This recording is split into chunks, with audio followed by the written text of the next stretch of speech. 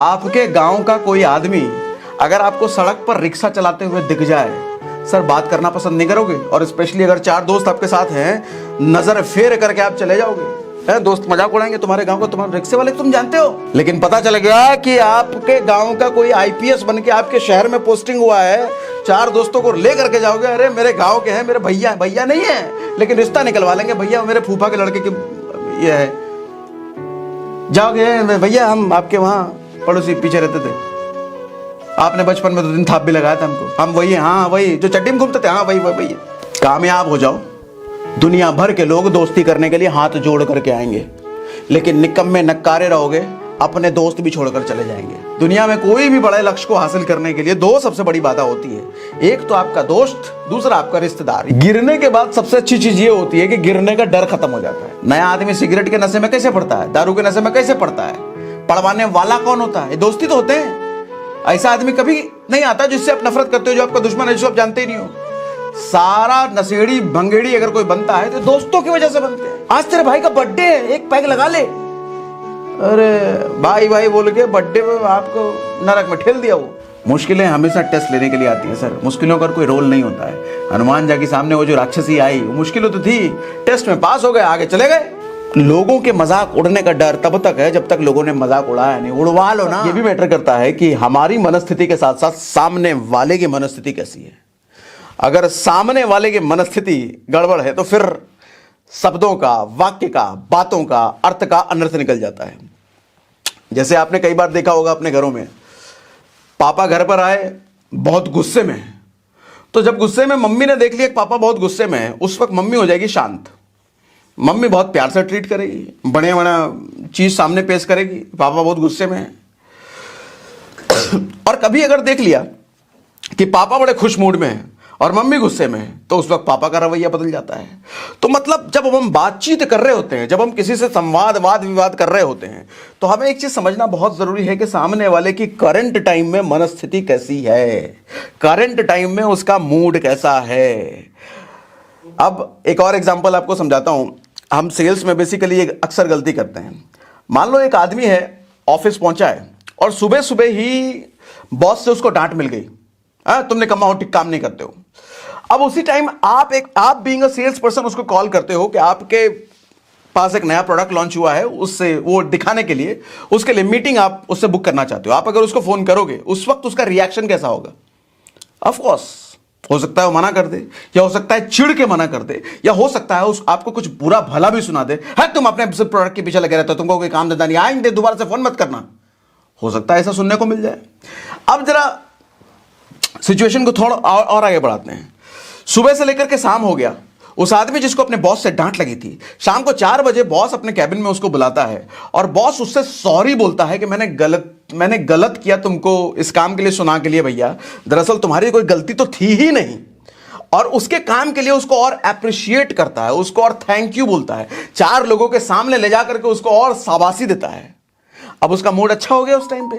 अब उस टाइम आपके अलावा कोई दूसरा सेल्स पर्सन अगर उसको कॉल करता है कि भैया नया प्रोडक्ट लॉन्च है, उसके लिए मीटिंग है, अब उसका रिएक्शन कैसा होगा?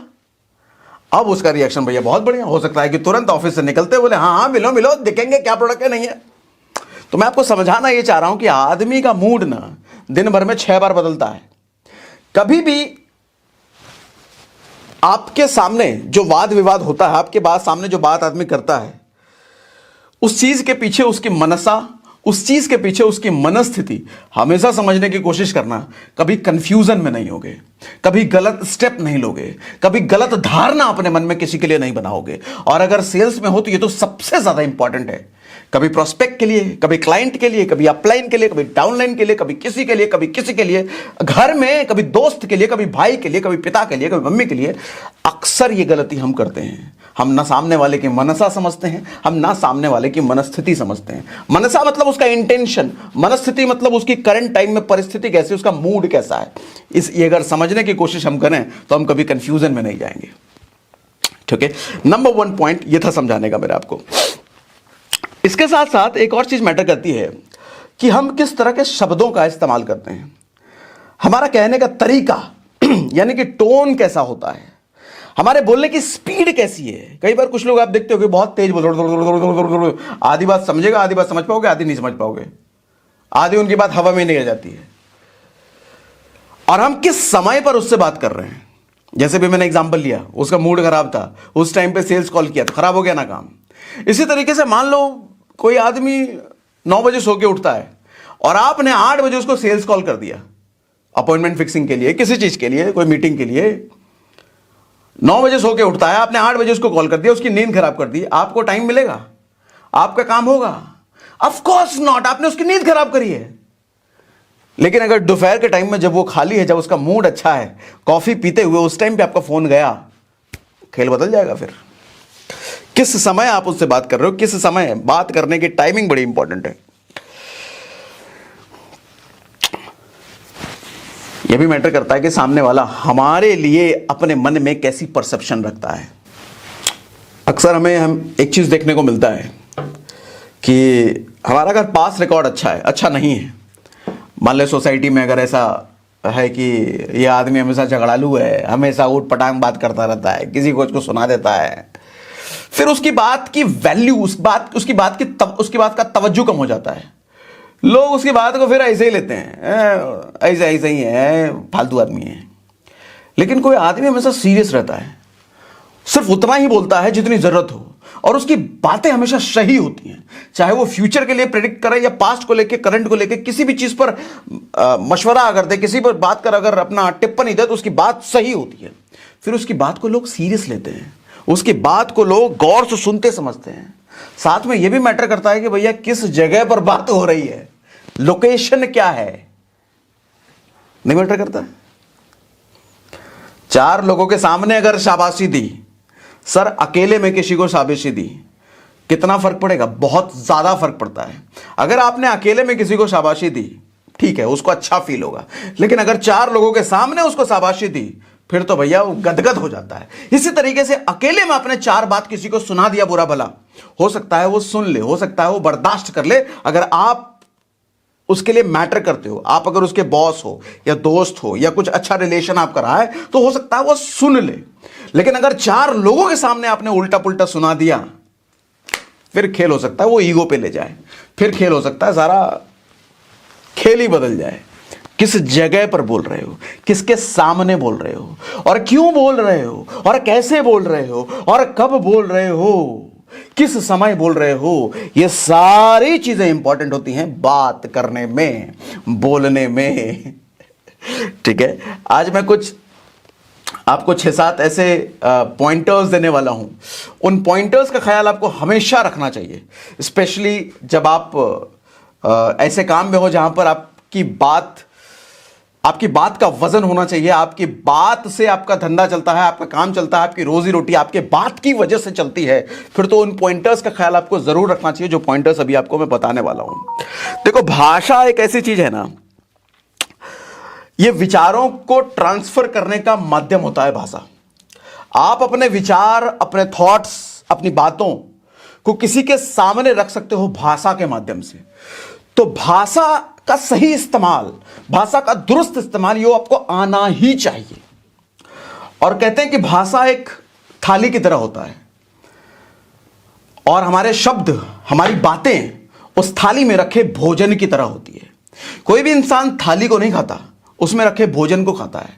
भोजन का मतलब हमारी बातें, उस भाषा, हिंदी हो या अंग्रेजी हो, फारसी हो, कोई भी भाषा हो, उस भाषा में हमारा कंटेंट कैसा है, हमारी बातें कैसे, हमारे शब्द कैसे, हमारे वाक्य कैसे हैं, वो मैटर करता है। बिकता वो है, काम उससे होता है।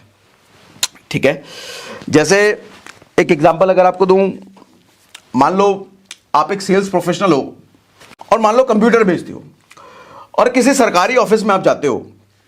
उस सरकारी ऑफिस ऐसा है कि जितने भी कर्मचारी वहां काम कर रहे हैं, हर किसी के टेबल पर वो गत्ता लगा हुआ है पुरानी फाइलों का। एक होता है ना, सरकारी ऑफिस में फाइलों की ढेर होती है, और हर फाइल पे धूल जमी हुई, हर टेबल पे धूल जमी हुई, और ऑफिस का कर्मचारी वहीं बैठ के काम करता है। वहां पर आप जाते हो, वहां पर सीनियर एम्प्लॉय से वहां मिलते हो, बात करते हो।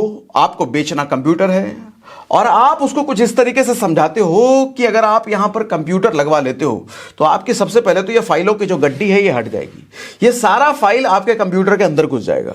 कल सुबह जब आप यहां सुबह आओगे तो आपका ये टेबल इस तरीके से बिखरा हुआ गंदा नहीं मिलेगा, आपका टेबल बिल्कुल नीट एंड क्लीन मिलेगा। ब्लैक कलर का एक बॉक्स रखा हुआ मिलेगा आपको टेबल पे, सिर्फ वो बॉक्स क्या होगा, वो मॉनिटर होगा। आपको कुछ भी सर्च करना हो विद इन सेकेंड्स आपके फाइल आपके कंप्यूटर के स्क्रीन पर होगा।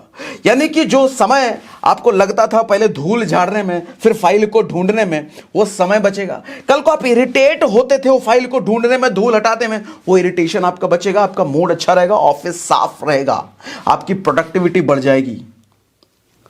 सर चांसेस हैं कि वहां पे कंप्यूटर का काम आपका हो जाए। मतलब मैं समझाना ये चाह रहा हूं कि हमेशा ना भविष्य को संदर्भ में रख के बात करना।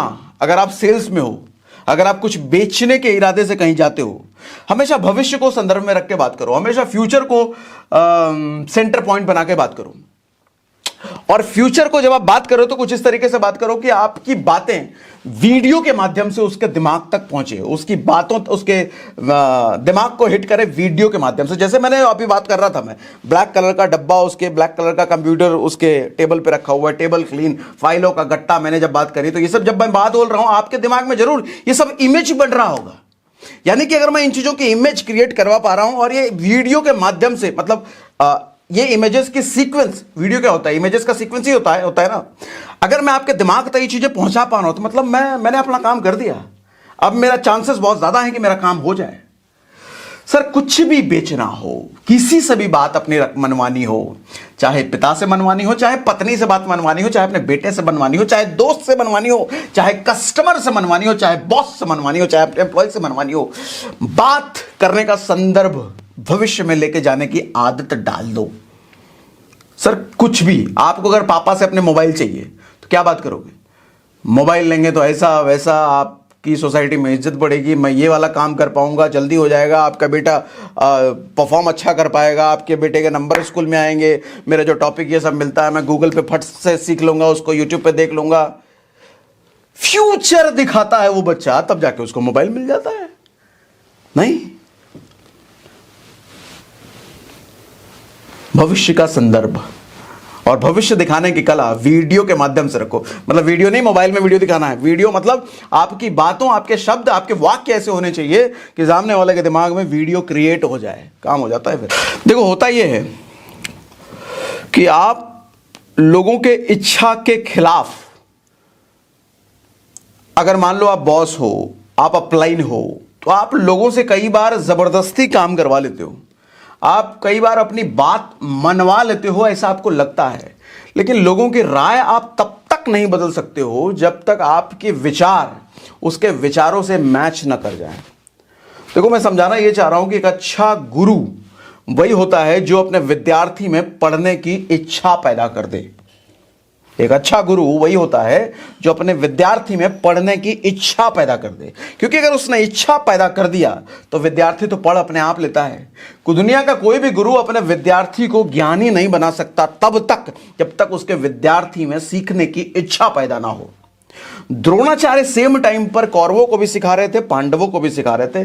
कौरव सीख पाए, पांडव सीख पाए, कौरव नहीं सीख पाए। कारण सिर्फ इतना था, कौरवों में इच्छा पैदा नहीं हो पाई कि कौरवों के दिमाग में फीडिंग शकुनी की थी, लेकिन पांडवों के दिमाग में फीडिंग संस्कार और धर्म की थी, वो सीख पाए। ठीक इसी तरीके से एक सफल सेल्स प्रोफेशनल वही होता है जो अपने कस्टमर में सर प्रोडक्ट के प्रति इंटरेस्ट पैदा कर पाए, अपने सामान के प्रति इंटरेस्ट पैदा कर पाए, वही सफल सेल्स प्रोफेशनल होता है। क्योंकि बेचने की कोशिश करोगे तो हर आदमी अपने आप को रेसिस्ट करता है। जैसे किसी को ये फील हो जाएगा ना, ये आदमी मुझे कुछ बेचने की कोशिश कर रहा हो, चाहे कितनी भी अच्छी चीज बेच रहे हो, वो आपसे नहीं खरीदने का। बातचीत में हमेशा इस बात का ख्याल रखो कि मुझे बेचना नहीं है, मुझे इस चीज को फोर्स नहीं करना है, मुझे अगर इससे कुछ काम करवाना है तो मैं इसमें इंटरेस्ट पैदा कर पाऊं मैं अपने सामान के लिए। यह जिंदगी में हर जगह लागू होती है, चाहे दुनिया का कोई भी रिलेशन हो, दुनिया के किसी भी दो रिलेशन के बीच में अगर बातचीत हो रही है तो आपकी कोशिश यही होनी चाहिए कि सामने वाले के मन में मैं अपनी चीज के लिए इंटरेस्ट पैदा करवा पाऊं। अगर ये करवा दिया तो सामने वाला फिर डिसीजन हमारे फेवर में दे देता है। एक कुंवारा था, जो बहुत सारी लड़कियां देख रहा था शादी के लिए। उसके माँ बाप उसको बहुत सारी लड़कियां दिखा रहे थे, किसी लड़के में कुछ कमी, किसी लड़के में कुछ कमी, किसी लड़के में कुछ कमी, कमियां ही निकालते रहा पूरी जिंदगी। उम्र हो गई 40 साल। अब इसको समझ नहीं आ रहा, मेरे मन के मुताबिक तो लड़की मिल नहीं रही भाई। तो ये भाई साहब तपस्या करने लग गए शिव जी की। तपस्या किया, शिव जी प्रकट हुए। शिव जी को इन्होंने बोला कि मुझे दुनिया की सबसे अच्छी औरत चाहिए। शिव जी बोले तथास्तु, जल्दी में थे। शिव जी बोले तथास्तु, ठीक है ले लो। मदर टेरेसा मिल गई भाई साहब को। अब दुनिया की सबसे अच्छी औरत शिव जी के हिसाब से मदर टेरेसा दे दिए। अब यहां पर समझने की कोशिश ये करो कि भाषा के साथ साथ भाव मैटर करता है। भगवान जब प्रकट हुए तो वो अपने भाव भगवान के सामने नहीं रख पाया, वो सिर्फ शब्द को रख पाया। और शब्दों का मतलब हर किसी के लिए अलग अलग होता है। हर किसी के शब्दों का मतलब आप जिस तरीके से कह रहे हो, आप जिस मनसा से कह रहे हो, वो कतई नहीं होता। हर किसी के लिए शब्दों का मतलब वो होता है वो जो अपने दिमाग में उस शब्द का मतलब उस वक्त चला रहा है। अब भगवान को बोलोगे सबसे अच्छी औरत, तो भगवान के मन में तो डेफिनेशन थोड़ी होगा सुंदर, शादी के लिए मांग रहा है, किस चीज के लिए मांग रहा है। अच्छी औरत ले ले, मदर टेरेसा तो अच्छी कौन है। देखो, जब भी मुंह खोलो, जब भी किसी से कुछ भी बोलो, कहीं भी कुछ भी बोलो, बिना पूरी परिस्थिति को समझे हुए मत बोलो। एग्जाम्पल से अगर आपको समझाऊं, महाभारत में कुंती के पास जब अर्जुन द्रौपदी को जीत कर आए थे, स्वयंवर में जीत करके आए थे, तो पांचों भाई आए थे। जीता अर्जुन ने था, पांचों भाई साथ में आए थे। तो कुंती जो है शिव की आराधना में लगी हुई थी। भीम ने बोला, अरे देखो भ्राता अर्जुन क्या जीत करके लाए हैं। तो कुंती को लगा अरे ये तो कुछ ना कुछ जीतते ही रहते हैं। तो कुंती बोली, एक काम करो, जो भी लेकर के आए हो, देखा भी नहीं उस तरफ कि क्या जीत के लाया है। बोले जो भी जीत के लाया हो भैया आपस में पांचों बांट लो। अरे बाप रे बाप, फिर ये तो गड़बड़ हो गया। अब पत्नी को पांचों में कैसे बांटे। अब मां ने बोल दिया है। अब मां ने बोला, अच्छा स्पेशली तब जब आप एक अथॉरिटी होल्ड करते हो, जब आपके पास पावर है, जब आप किसी सीनियर लेवल पर हो, जब आप बहुत सारे टीम को लीड करते हो, तब तो बिना पूरी परिस्थिति जाने आप मुंह खोल ही नहीं सकते। खोलोगे तो वही हाल होगा जैसा कुंती की वजह से द्रौपदी पत्नी थी अर्जुन की, लेकिन 5 लोगों की पत्नी बन के रह गई वो।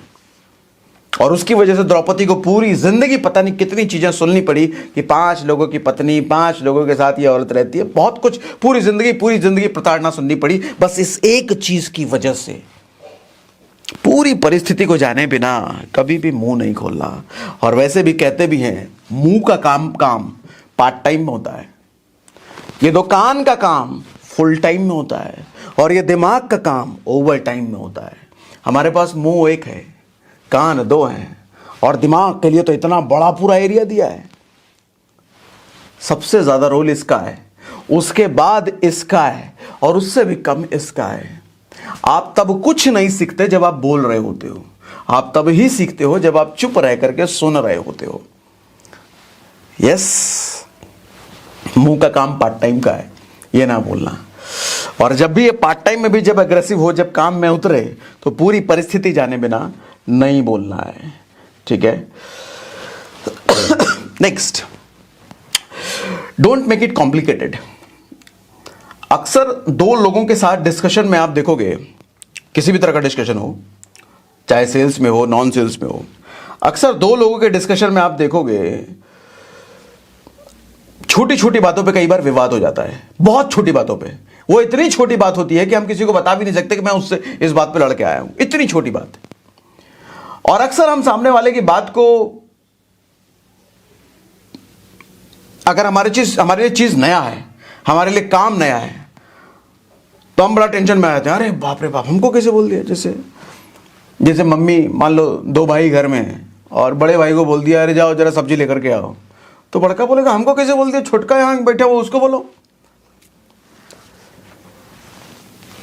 भगवान जी जब समुद्र पार कर रहे थे ना, जब पहली बार वो लंका जा रहे थे मां सीता के पास संदेश लेने के लिए रावण के यहां, तो उनके सामने एक राक्षसी पैदा हुई, समुद्र से निकली राक्षसी। और राक्षसी ने बोला कि तुमको हम समुद्र पार तभी करने देंगे जब तक तुम मेरे मुंह से हो करके बाहर ना निकल जाओ। तो राक्षसी तो ये सोच रही थी कि मेरे मुंह अंदर जाएगा, मैं इसको अंदर ही दबोच लूंगी। तो हनुमान जी को लगा इसके अंदर जाना है और जा करके निकलना है। ठीक है, अपना आकार बड़ा कर लिया हनुमान जी, राक्षसी अपना मुंह और बड़ा कर ली।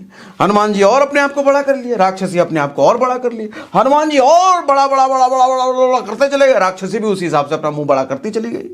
और इतना बड़ा कर लिया राक्षसी ने अपना मुंह कि अब उसको आगे पीछे इधर उधर कुछ दिख ही नहीं रहा, क्योंकि मुंह इतना खोल रखा है उसने। तो हनुमान जी तुरंत अपना साइज छोटा करते हैं, पुट से इतना सा, और मुंह के अंदर घूम घाम करके वापस आ जाते हैं। अब बोलते हैं देखो भैया मैं तो आ गया, अब जाने दो मेरे को। मैं इस उदाहरण से समझाना ये चाह रहा हूं कि राक्षसी ने सिर्फ इतना बोला था कि मेरे मुंह के अंदर जा करके वापस आ जाओ।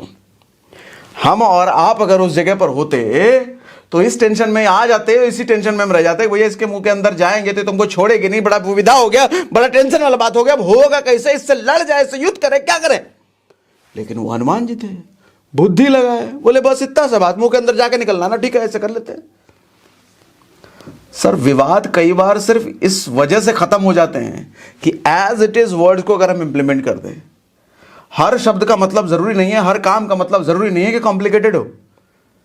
जैसे मान लो इस जगह पर जहां भी आप बैठे हो, बाहर निकलते ही कोई आदमी सड़क पर खड़ा मिले और आपको बोले कि ये 500 का नोट ले लो भाई, ऐसे ही बोले 500 का नोट ले लो भाई, आपके मन में तुरंत शंका है कि 500 का नोट मुझे क्यों दे रहा है। आज के टाइम में तो 500 का नोट देता नहीं है, ये क्यों दे रहा है मुझे, और अगर दे रहा है तो कुछ गड़बड़ है, कहीं डुप्लीकेट तो नहीं है, कहीं ये मुझे देगा, मैं लूंगा और आगे जाकर के मुझे पुलिस तो नहीं पकड़ लेगी। ओ, आप लोगे ही नहीं उससे 500 का नोट। दरअसल वो 500 का नोट इसलिए दे रहा था कि वो कोई अच्छा कर्म करके आया होगा, हो सकता है कोई बहुत बड़ी उपलब्धि, कोई लॉटरी लगी होगी, भगवान की कोई मन्नत होगी जो पूरा करने आया हो, लाइन में सबको 500 का नोट बांट रहा है, हो सकता है ऐसा हो। लेकिन हमारे मन में वो ख्याल नहीं आ सकता ना, हमारे मन तो, हम तो कॉम्प्लिकेट करने की आदत हो चुकी है। कई बार सर शब्दों का ज्यादा मतलब ना निकाल करके एज इट इज अगर उसको इंप्लीमेंट किया जाए तो बहुत सारी प्रॉब्लम्स ऐसे ही खत्म हो जाती हैं, जैसे हनुमान जी ने खत्म कर दिया। वैसे एक चीज और समझ में आती है हनुमान जी की स्टोरी से, कि जब भी किसी मिशन, जब भी किसी लक्ष्य के लिए अगर आप निकले हो ना, आपका टेस्ट जरूर लेता है भगवान। परिस्थिति, नेचर, प्रकृति आपका टेस्ट जरूर लेती है। दरअसल वो जो राक्षसी थी ना, वो राक्षसी नहीं थी, देवताओं ने भेजा था, ये हनुमान जो इतने बड़े काम के लिए जा रहा है, जरा इसको चेक करो, इसकी बुद्धि टेस्ट करो, इसका बल चेक करो, दोनों चेक करो। क्या ऐसा तो नहीं कि एकदम आहिर कतला खाली ताकतें लेके घूम रहा है, कुछ बुद्धि भी है इसके पास, जरा टेस्ट करो। भगवान ने भेजा उस राक्षसी को टेस्ट करने के लिए। इसी तरीके से आप भी कोई बड़े मिशन के लिए अगर काम कर रहे हो तो टेस्ट होगा, कई बार टेस्ट होगा, बार बार टेस्ट होगा। और जब टेस्ट हो रहा है तो दुखी मत होना, खुश होना, क्योंकि भगवान की नजर है आप पर, भगवान आपका टेस्ट ले रहा है और वो चेक कर रहा है कि ये जाने लायक है कि नहीं है। 8 अरब की आबादी में नजर आप पर पड़ी है, 8 अरब की जनसंख्या है ना, नजर आप पर पड़ी है कि भैया इसको कुछ देना है तो जरा पहले इसका टेस्ट ले। मुश्किलें हमेशा टेस्ट लेने के लिए आती हैं सर, मुश्किलों का कोई रोल नहीं होता है। हनुमान जी के सामने वो जो राक्षसी आई, वो मुश्किलों तो थी, टेस्ट में पास हो गए, आगे चले गए।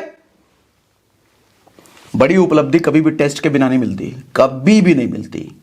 Use emotion manipulating words. अक्सर आपको जब लोगों से काम करवाना हो ना, जब सीधे सीधे आपकी बात नहीं बन रही हो, जब सीधे सीधे आपका काम नहीं हो रहा हो, तो कई बार इस नीति का इस्तेमाल करना पड़ता है। इसको कूटनीति आप कह सकते हो, इसको चाणक्य नीति आप कह सकते हो। इमोशन मैनिपुलेटिंग वर्ड मतलब सामने वाले के इमोशन से कई बार आपको खेलने की जरूरत पड़ती है। हाँ, ये सही तब है जब आपके इंटेंशन नेक हो ये करने के पीछे।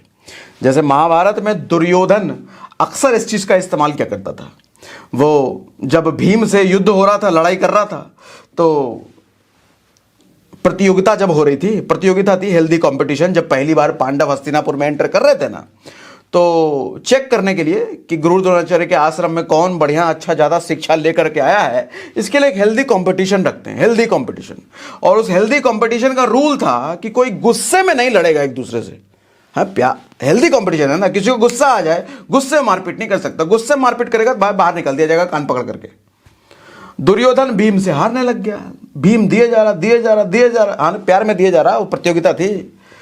अब दुर्योधन ने क्या करा, इससे तो मैं ऐसे जीत नहीं सकता, इसका इमोशन मैनिपुलेट करो, इसको गुस्सा दिला। गुस्सा कैसे दिलाया? कुंती के बारे में बोलना शुरू कर दिया उल्टा सीधा, उसकी माँ के बारे में। अब जैसे किसी की माँ के बारे में उल्टा सीधा बोलोगे, भैया वो तो बम के गई, भीम बम गया।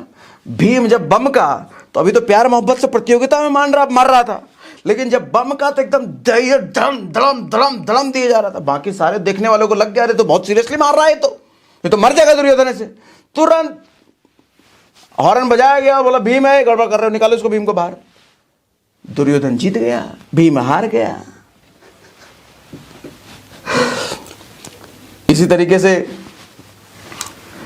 भीष्म सबसे ताकतवर, भीष्म पितामह, धृतराष्ट्र ने न जाने कितनी बार भीम से वचन लिया होगा अपने फेवर में कि तातश्री आप ही तो हो यहाँ के, सब कुछ करता धरता, आपके बिना कुछ नहीं है, आप मुझे एक वचन दे दो कि जब भी पांडवों और कौरवों में कुछ होगा आप लड़ोगे मेरे दुर्योधन के साइड से, बस मेरा इतना वचन दे दो, और कुछ नहीं, मुझे आपसे कुछ और कुछ नहीं चाहता। तातश्री बोले ठीक है भाई, अपना बच्चा है दुर्योधन, देते हैं तुमको वचन। उनको क्या पता था दुर्योधन इतना बड़ा कांडी हो जाएगा बाद में जाकर के।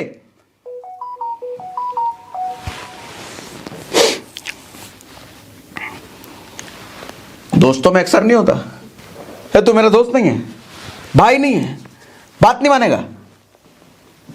सिगरेट पिलाने के लिए, दारू पिलाने के लिए, उटपटांग पार्टी करने के लिए। नया आदमी सिगरेट के नशे में कैसे पड़ता है, दारू के नशे में कैसे पड़ता है? पड़वाने वाला कौन होता है? दोस्ती तो होते हैं। ऐसा आदमी कभी नहीं आता जिससे आप नफरत करते हो, जो आपका दुश्मन है, जिसको आप जानते ही नहीं हो। सारा नशेड़ी भंगेड़ी अगर कोई बनता है तो दोस्तों की वजह से बनते हैं, और वो दोस्त भी रावण है, वो दोस्त नहीं है। इमोशनल करा के आपको पहली बार कष्ट लगवाता है, भाई की बात नहीं मानेगा। भाई तेरा भाई बोल रहा है, आज तेरे भाई का बर्थडे है, एक पैग लगा ले। अरे भाई भाई बोल के बर्थडे में आपको नरक में ठेल दिया। वो इमोशन का इस्तेमाल मैनिपुलेट करने के लिए करना सीखो, लेकिन गलत इरादे से नहीं। जैसे वो भाई बोल करके दारू की लत लगा दी, ऐसा वाला काम नहीं।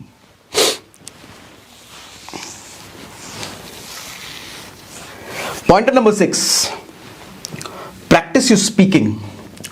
हम बातचीत करने की कला की बात कर रहे हैं ना, यानी कि स्पीकर, स्टेज स्पीकर, लोगों के सामने अपनी बात रखना है। सर एक एक्सट्रीम लेवल की प्रैक्टिस की जरूरत है इसके लिए। अच्छा स्पीकर, अच्छा बोलने वाला, अच्छा संवाद वक्ता अगर आप बनना चाहते हो, जैसे किसी भी चीज के लिए प्रैक्टिस, अगर मैथमेटिशियन बनना है तो मैथ के लिए प्रैक्टिस, साइंटिस्ट बनना है तो साइंस की प्रैक्टिस, तबला वादक बनना है तो तबले की प्रैक्टिस, सचिन की तरह क्रिकेटर बनना है तो क्रिकेट की प्रैक्टिस, उसी तरीके से अगर आपको स्पीकर बनना है, और सेल्स के प्रोफेशन में तो भैया बिना स्पीकिंग के काम ही नहीं हो सकता, तो इसकी प्रैक्टिस करनी भी जरूरी है। कहां प्रैक्टिस करोगे? आज के टाइम में बहुत आसान है, पहले के टाइम पे तो बड़ा मुश्किल था। 4 लोगों को इकट्ठा करके उनके सामने बोलने थोड़ी जाओगे, पहले तो यही करना होता था। आज के टाइम में यूट्यूब पे बोलना शुरू कर दो, फेसबुक पे बोलना शुरू कर दो, कौन रोक रहा है? क्या डर लगता है? 4 लोग मजाक उड़ाएंगे, उड़ाएंगे। आपको सबसे बड़ी प्रॉब्लम का, अगर सबसे बड़ी समस्या का अगर डर होगा इस चीज में, स्पीकिंग की प्रैक्टिस करने में, तो यही डर होगा कि लोग क्या कहेंगे। अरे मैं जो वीडियो बनाऊंगा मेरा पड़ोसी देख लेगा, मेरा दोस्त देख लेगा, मेरा वो देख लेगा, मजाक उड़ाएंगे। इसी डर से लोग नहीं बना पाते, इसी डर से लोग नहीं बनाते। हाँ, 99% लोगों का डर यही होता है कि लोग क्या कहेंगे। भाई देखो, मजाक अगर आपका उड़ता है ना, उसमें एक चीज, सबसे अच्छी चीज मालूम क्या होती है? सबसे अच्छी चीज, जैसे ही आपका मजाक उड़ता है उसके बाद मजाक उड़ने का डर खत्म हो जाता है। गिरने के बाद सबसे अच्छी चीज ये होती है कि गिरने का डर खत्म हो जाता है। तो अगर किसी चीज का आपको डर है कि इसके बाद मेरा मजाक उड़ेगा, तुरंत कर डालो उसको, क्योंकि इस डर की वजह से कितने सालों से आपने अपने पोटेंशियल को रोका हुआ है, अपने काम को अपने रोका हुआ है, वो तुरंत कर डालो। किसी ने मजाक उड़ा दिया ना, डर खत्म हो जाएगा।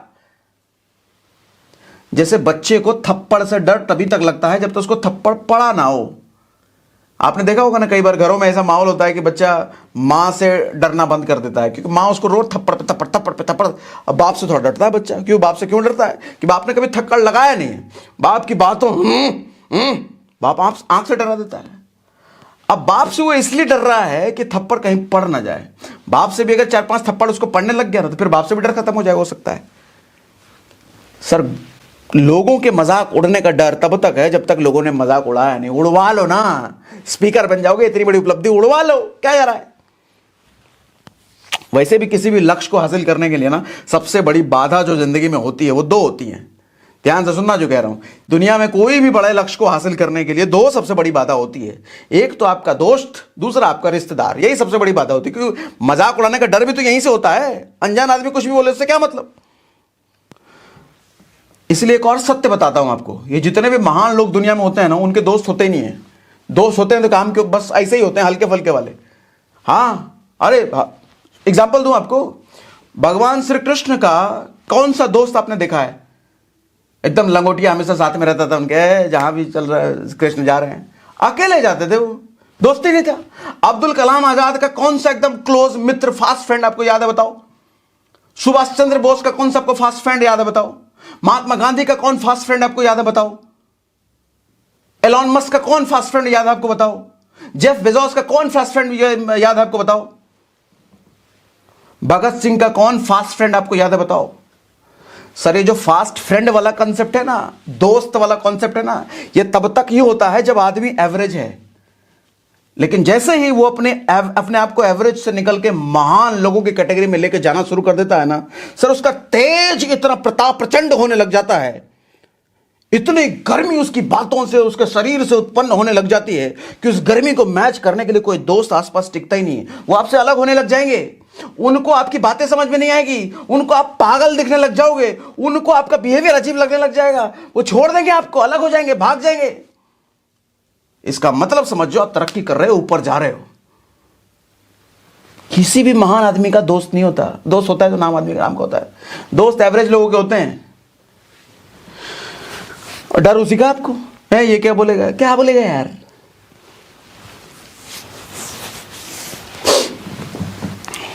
छोटे लोगों के दोस्त होते हैं, बड़े लोगों के दोस्त नहीं होते।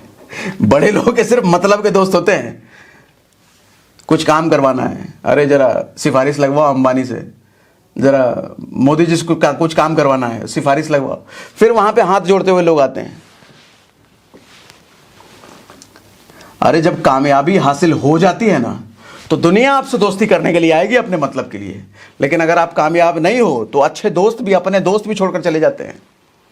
आपके गांव का कोई आदमी अगर आपको सड़क पर रिक्शा चलाते हुए दिख जाए, सर बात करना पसंद नहीं करोगे। और स्पेशली अगर 4 दोस्त आपके साथ हैं, नजर फेर करके आप चले जाओगे। दोस्त मजाक उड़ाएंगे तुम्हारे गांव का, तुम्हारे रिक्शे वाले तुम जानते हो। लेकिन पता चल गया कि आपके गांव का कोई आईपीएस बन के आपके शहर में पोस्टिंग हुआ है, 4 दोस्तों को ले करके जाओगे, अरे मेरे गांव के हैं, मेरे भैया, भैया नहीं है लेकिन रिश्ता निकलवा लेंगे, भैया मेरे फूफा के लड़के की ये है, जाओगे भैया हम आपके वहां पड़ोसी पीछे रहते थे, आपने बचपन में 2 दिन थाप भी लगाया था हमको, हम वही हैं, हाँ वही जो चड्डी में घूमते थे, हाँ वही है। कामयाब हो जाओ, दुनिया भर के लोग दोस्ती करने के लिए हाथ जोड़ करके आएंगे, लेकिन निकम्मे नक्कारे रहोगे, अपने दोस्त भी छोड़कर चले जाएंगे। सर कटु सत्य है, यही सत्य है, मान लो इसको। और कह लेने दो ना जो आज जो भी कहते हैं तुमको, अगर सच में उनकी बातें चुभती है तो याद रखना दोस्त, तुम्हारी कामयाबी से मजबूत तमाचा उनके लिए कुछ हो नहीं सकता। मैं तो देखो कहता हूं 2 चीज हमेशा याद रखना लाइफ में, बस 2 चीज। एक मंजिल पाने की आस, दूसरा खुद में विश्वास। बाकी सब बकवास, घंटा फर्क नहीं पड़ता, भाड़ में जाए सब, कोई फर्क नहीं पड़ता। भगवान देखता है ना, वो सब देखता है। वो बस फैसले कई बार कुछ देर से करता है, क्योंकि दरअसल वो परख रहा होता है कि तू और कितनी देर तक लड़ता है। नेक्स्ट पॉइंटर, अननेसेसरी बातों को इग्नोर करना शुरू करो। सर दुनिया भर के आधे से ज्यादा लफड़े, आधे से ज्यादा कोर्ट केसेस सिर्फ इसलिए हो जाते हैं कि उसने मुझे ऐसा कैसे बोल दिया, उसने मेरे साथ ऐसा कैसे व्यवहार कर दिया। 2 खानदान के बीच बड़ी सी दीवार खिंची हुई है, क्यों? क्योंकि हमारे परदादा के परदादा को उसके परदादा के परदादा ने कुछ बोल दिया था, इसलिए बड़ी सी दीवार खींच दिया। हम उसके घर नहीं जाते।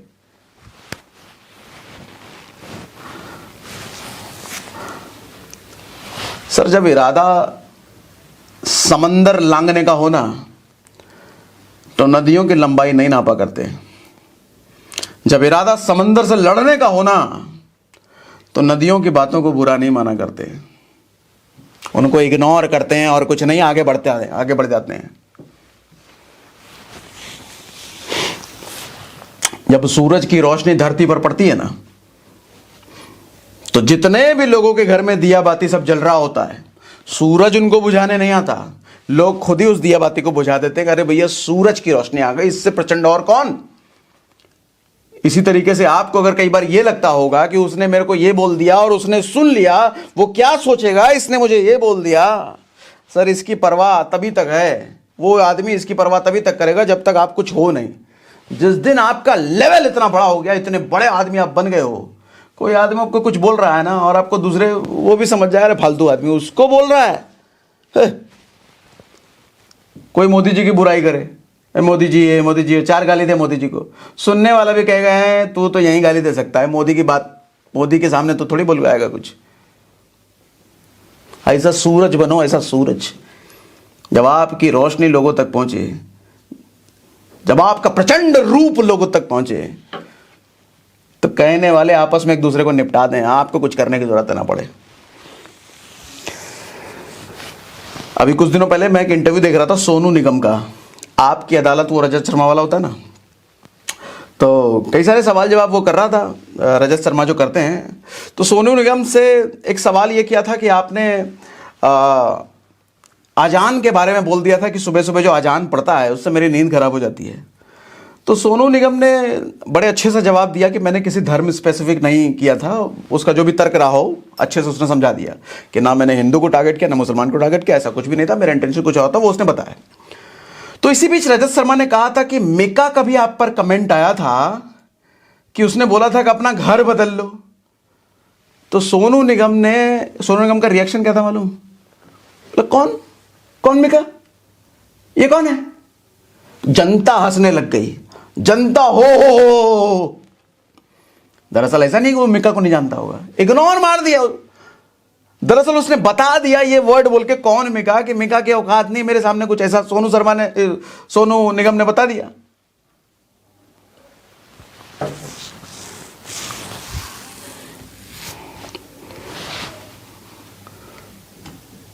छोटे लोगों को एहसास करा देना कि तुम छोटे हो, इसका बेस्ट तरीका इससे कुछ नहीं होता कि उनकी बात को इग्नोर मार दो। खल जाएगा, उसको खल जाएगा, अंदर से जल जाएगा, अरे मेरी बात का वैल्यू दे रहा है। महात्मा बुद्ध को एक बार गांव वाले रोक करके, गुजर रहे थे कहीं से, गांव वाले ने रोक करके गाली उली देना शुरू कर दिया है, तुम ढोंगी हमारे लोगों को उल्टा सीधा पाठ पढ़ाते हो, खूब गाली उली दिए। महात्मा गांधी मुस्कुरा रहे थे, महात्मा बुद्ध मुस्कुरा रहे थे।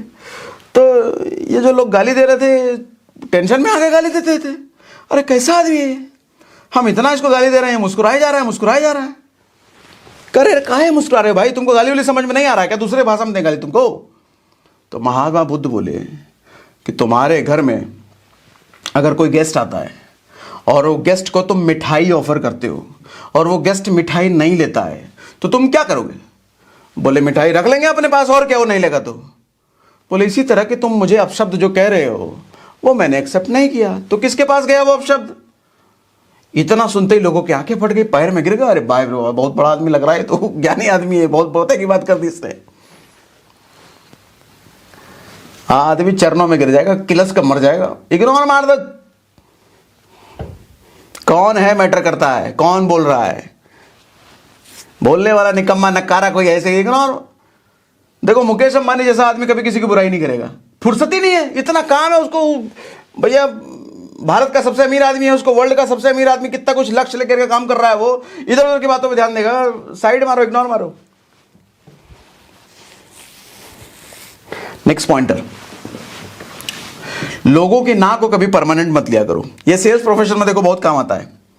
लोगों की नाक को कभी परमानेंट मत समझो और लोगों की हां को कभी परमानेंट मत समझो, क्योंकि एक आदमी का मूड दिन में 6 बार बदलता है। शुरुआत में मैंने एग्जांपल दिया था कि जब लड़का कोई ऑफिस पहुंचा, बॉस की डांट खाई, उस वक्त आपने फोन कर दिया कि मेरे प्रोडक्ट का डेमो देख लो जरा, नया लॉन्च हुआ है। 4 गाली देकर के फोन रखेगा, बोलेगा आज दिस फोन मत करना, हो सकता है नंबर ब्लॉक कर दे। लेकिन उसी लड़के को शाम के समय वही बॉस बुलाकर जरा शाबाशी देता है, सॉरी बोलता है कि सुबह सुबह जो तुमको डांट दिया था मैंने, उसमें तुम्हारी कोई गलती नहीं थी, गलती दरअसल मेरी थी। 4 आदमी के सामने ले जाकर के उसको और कंधे पर ठपठपाता है, पीठ ठपठपाता है, शाबाशी देता है। अब उसका मूड बेहतरीन हो गया है। और एक दूसरा सेल्स पर्सन जब उसके सामने कॉल करता है अपने प्रोडक्ट डेमो के लिए, सर तुरंत उसको अपॉइंटमेंट मिलेगा, हो सकता है बोले अभी 1 घंटे में आ जाओ ना ऑफिस, यही बात करते हैं, हाँ देख लेते क्या है। ज्यादातर लोग गलती क्या करते हैं, सुबह जो डांटा अब उसको छोड़ देगा, भाई अरे ये तो आदमी ठीक नहीं है, ठीक बोलता नहीं है, इससे अब दोबारा बात नहीं करेंगे। अरे शाम को दोबारा फोन मिलाओ ना, उस टाइम में अगर आपने फोन मिलाया होता तब का काम हो जाता ना। हो सकता है सॉरी अलग से बोलता, अरे यार सॉरी, तुमको सुबह थोड़ा मूड खराब था ना इसलिए थोड़ा ज्यादा बोल दिया, अभी मेरा मूड ठीक है, सॉरी यार, सॉरी सॉरी। आदमी अपने मूड के हिसाब से रिस्पॉन्ड करता है। आदमी की ना कभी परमानेंट ना नहीं होती, किसी की हाँ भी परमानेंट हाँ नहीं होती। वो फिल्मों में डायलॉग सुना होगा ना, लड़की हंसी तो फंसी। गर्लफ्रेंड के पीछे कितना बेताब रहते थे कॉलेज में, स्कूल में, ना बोले, चप्पल मारे, उल्टे सीधा बात सुनाए, लेकिन फिर भी लगे रहते थे, क्यों? पता है कि एक न एक दिन इसका मूड बदलेगा, एक न एक दिन इसके दिल में मेरे लिए प्यार हो जाएगा, लगे पड़े। तो कस्टमर प्रोस्पेक्ट भी ऐसा होता है, छोड़ने का नहीं। और हाँ भी बोला है तो इसको भी परमानेंट मत समझ लेना। हाँ मैं ले लूंगा तुम्हारा प्रोडक्ट, अभी मेरे पास पैसे नहीं है, परसों लेता हूं ना, बहुत बढ़िया लगा तुम्हारा प्रोडक्ट। हाँ आप बोलोगे हाँ उसने तो हाँ बोल दिया, परसों ले लेगा, उसके पास पैसा आएगा। अरे परसों मूड बदल जाएगा तो नहीं लेगा, वो पैसा होने के बाद भी नहीं लेगा। सेल्स में तो इसीलिए इंस्टेंट बोलते हैं, तुरंत क्लोजिंग तुरंत होना चाहिए। कस्टमर के ना परमानेंट है ना हाँ परमानेंट है, तुरंत।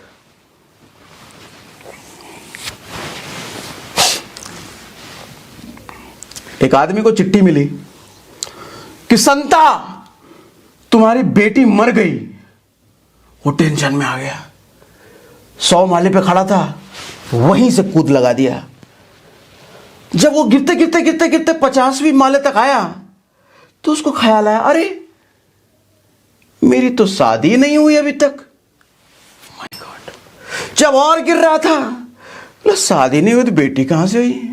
जब वो गिरते 10वें माले तक आया, अरे बाप मेरा नाम तो संता है, ये नहीं है, मेरा तो नाम बनता है।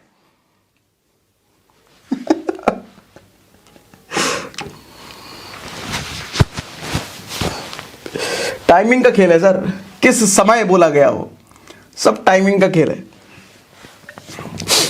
खरगोश और आम वाला सुना है कि नहीं? एक बच्चे से टीचर ने बोला, मान लो तुम्हारे पास 3 खरगोश पहले से हैं, मैंने 3 और खरगोश दे दिया तो तुम्हारे पास कितने खरगोश? बच्चा बोला 7 खरगोश। बोला 3 खरगोश और 3 और दिए तो 6 हुए ना, 7 कैसे हो गए? तो टीचर ने बोला चलो इसको दूसरे तरीके से पूछते हैं, तुम्हारे पास 3 आम, मैंने 3 आम और, टोटल कितने हो गए? तो बच्चा बोला 6। तो बोले आम में तो तुमने ठीक जवाब दिया, खरगोश में क्यों नहीं बोला? बच्चा बोला 1 खरगोश तो मेरे पास पहले से घर में और है, 3 आपने और दे दिए, 3 आपने और दे दिए, तो टोटल 7 हो गए। तो शब्दों का खेल कुछ ऐसा है सर, आप किस मनसा से पूछ रहे हो, आप किस मनसा से बता रहे हो, आप किस मनसा से बातचीत कर रहे हो, और सामने वाला किस मनसा से, किस परिस्थिति से समझ रहा है, बड़ा कॉम्प्लिकेटेड है।